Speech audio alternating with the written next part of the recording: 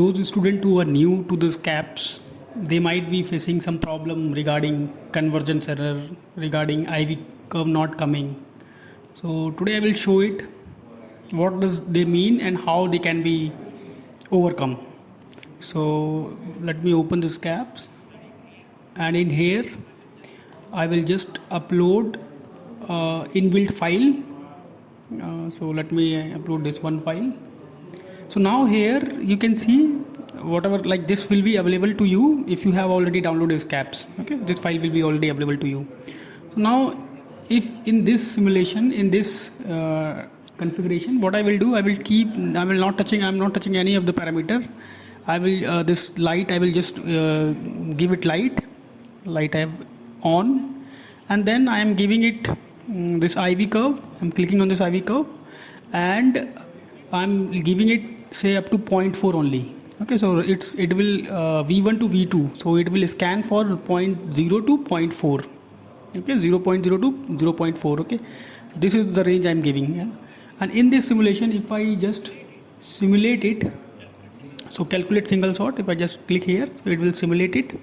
So you can see, so once this is simulated, you can see the last VOC, last voltage value, it will stop at 0.4. Okay, 0.4, because we have given that range. So just let us see what the IV curve looking like. So you can see IV curve is looking like something this, and then all the parameters not coming, only JSC parameters coming, and efficiency is coming, no VSC and no efficiency, no fill factor. And then that too, this efficiency value is shown with a red mark.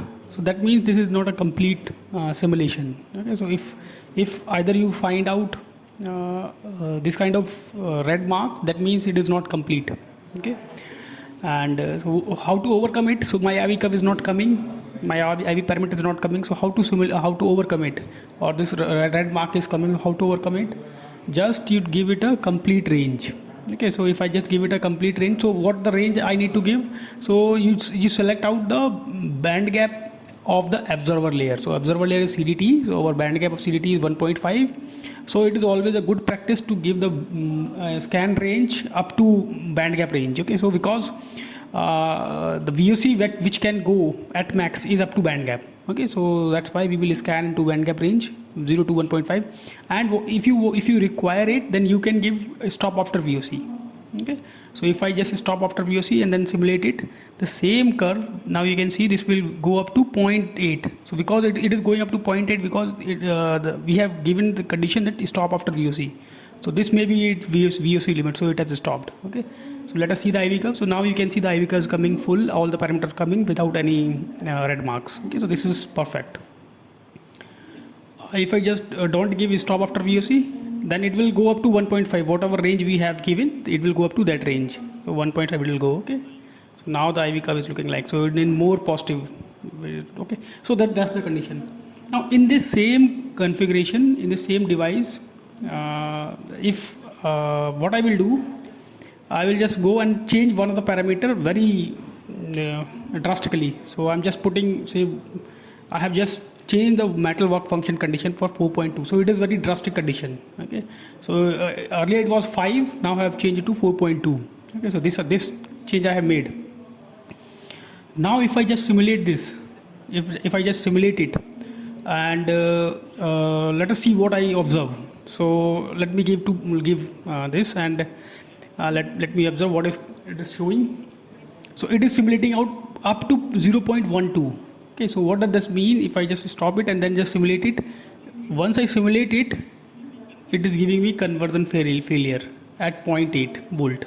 Okay, so conversion failure it is showing because of one particular element which we have like inserted in the device configuration. Like I already know what unoptimum condition I have given. Okay, so to overcome it, what you need to do, if you want to overcome it, either you give so let me just run again. So if I run again, it is showing me conversion failure below 0.8. Okay, so either you remove that particular cause, that the cause in the device configuration itself, the cause here is this particular unoptimum value, or what you can do, the conversion failure was observing at 0.8. So what I will give below 0.8. So I will not scan up to 0.8. Okay. So 0.7 only. So now if I scan it to 0.7, no conversion failure is coming. Okay. So both of the thing can be done to overcome the IV curve conversion failure. Okay. So you can see here also conversion failure is not coming up to 0.7 also it is not coming, and this is your IV curve coming out. So all the parameters are being shown. Okay. Or the other way is just remove that parameter itself, this defect parameter which we have taken out. So it may come due to unphysical values. Some unphysical value if you put in your configuration, then those conversion failure can come. And I have already told you how to overcome that. Okay. Now one more question like a student have asked is about what are the defect parameter they should take. So if I go for CDT, so you can see these are recombination models are there. So first one is band-to-band recombination. So band-to-band recombination will be like radiative recombination. Okay. So radiative recombination is like intrinsic process. It is an intrinsic phenomena which will happen. Okay. So what sort of value you need to give? So this value you need to find out for your particular material. Say for example, if you take for silicon. So if I just search out for silicon, I will get some value. If I just type radiative recombination coefficient for silicon, then you can see radiative recombination coefficient for silicon is coming out to be this much, this value they are giving. Okay, so they have shown here radiative recombination coefficient, like this is the value for silicon. Okay, so similarly, this is a absorption is a spontaneously happening. Okay, so a radiative recombination will also be spontaneously happening. Okay, will also happen. So you can give for your, let's say, thin film solar cells, CJTS and all those, you can give up to 10 to the minus say up to 30 minus 30 you can take. So you better give this range 1e minus say 20 you can give, so no problem, or around it you keep, or you find out the particular value from your reference papers. Okay. And then Auger recombination. So Auger recombination will take place when you are having in this particular absorber, if you are having high carrier density beyond say 10 to the power 18. If the carrier density is more than 10 to the power 18, then only you require to give Auger recombination coefficient. Okay. So even if you give Auger recombination coefficient, and your this carrier density instead of 14 only, it will not have any impact on IV curve simulation. Okay. So Auger recombination only take place in case of when the carrier density is very high. Okay. So these values also you can find out. So for silicon they are showing the value. This value shown is 10 to minus 30. You see. So already minus 30 values are there. Okay. So like that you can give, so you can keep it empty, no problem. Only give these value Auger recombination when the carrier density is high, say 10 to the power 18 or 19, 10 to the power 19 or 10 to the power 20 when you are taking, then only you need to provide these values, otherwise no problem. And radiative recombination, now I already told you, you can keep this value. Okay. And radiative recombination, Auger recombination, and then comes the band like SRH recombination, Shockley-Reed-Hall recombination. So due to defects, so those you need to now provide here. Okay. So if I just edit defect 1, so edit defect 1, if it is say p-type material, so I will if it is p-type material, then I will take acceptor defects. Okay, acceptor defect I will take, or if it is n-type, then I will take donor defect. Then what you need to do, you need to search out the defect from your reference papers. So if it is CJTS, then there are various possibility of having multiple defects, like vacancy of sulfur can happen, vacancy or zinc at copper place can happen, or copper at zinc site can happen. So those defects you will if you search out a little bit, you will get all the detail of the defects, and then you can suitably choose out which defect you need to take. Okay. Once you take this defect, then comes the capture cross section. So capture cross section, if this value is like high, or that means 10 to the power minus say minus 12 or minus 14 or minus 13, 10 to the minus 13, that this will be very high value. And if it's 10 to the minus 19 or 20, minus 19, then that is very low value. So if it is high value, that means this defect will be very active. This particular defect which you are selecting, accepted defect you are selecting, so that will be very active. Okay. And then distribution, what sort of distribution you can have, single, uniform, or whatsoever you want. So these things you can find out in your reference papers. And this defect density, you already know the impact of that. Okay. So like that you can put these defect values, and you can take multiple defects. Okay. And if you go for interfaces, so interfaces again the same thing will come. So if you want to have donor defect at the interface or acceptor defect at the interface, you can choose, and the same values are being taken. Okay.